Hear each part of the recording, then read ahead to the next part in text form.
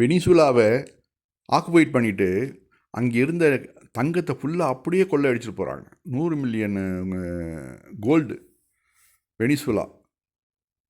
இது எப்படிப்பட்ட கொள்ளைக்காரனுங்க பார்த்தீங்களா? இதுக்கு முன்னாடி லிபியாவில் இப்படி தான் பண்ணானுங்க, ஈராக்கில் இப்படி தான் பண்ணானுங்க. இது கொஞ்சம் கூட வெட்கமே கிடையாது இந்த யுஎஸ் நாய்களுக்கு. அந்தந்த நாட்டுகளுக்கு உள்ளே போய் நுழைய வேண்டியது, அங்கே இருக்கக்கூடிய தங்கத்தை ஆட்டையப்பட வேண்டியது. இதை வந்து பப்ளிக்காகவும் பேசிக்கிறானுங்க ரொம்ப வெட்கம் இல்லாமல். நாளைக்கு இந்தியாவை வந்து அவனுக்கு தேவைப்பட்டுச்சுன்னு வச்சுங்களேன், இந்திய ஆட்சியாளர்களை கையில் போட்டுக்கிட்டு நம்ம உலகத்திலேயே அதிகம் இந்திய கோல்டு இருப்பு இருக்கிறது நம்ம இந்திய மண்ணில் தான். ஒவ்வொரு வீட்லேயும் நீங்கள் பார்த்தீங்கன்னாலும் 100 பவுன் 200 பவுன் இப்படி தேரும். இந்த நாய்களுக்கு பைசாவுக்கு தேவைப்பட்டுச்சுனாக்க அதாவது இந்த ஆட்சியாளர்கள் கையில் போட்டுக்கிட்டு ஒவ்வொரு வீட்டுக்குள்ளே வந்து கூட வந்து நகையை பிடுங்க ஆரம்பிப்பான்.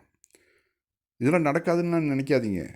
இந்த நாய்கள் நினச்சிச்சுனாக்க எது வேணாலும் செய்வானுங்க. அதனால தான் இவர்களை வந்து உள்ளே விடவே கூடாது.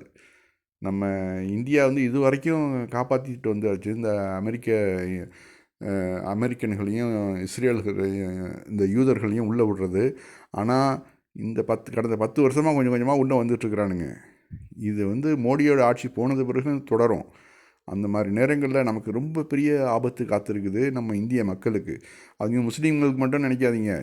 டோட்டலு இந்து முஸ்லீம் கிறிஸ்துவன் அத்தனை பேருடைய வீடுகள்லையும் உள்ளே போடுவான். காசு தேவை, பணம் தேவைண்டாக்க உங்கள் வீட்டில் உள்ள நகையை நீங்கள் உங்கள்கிட்ட உங்களை அனுமதி இல்லாமலே தூக்கிட்டு போகிறதுக்கு வாய்ப்புகள்லாம் இருக்குது. அதனால் ரொம்ப ரொம்ப கவனமாக இருக்கணும்.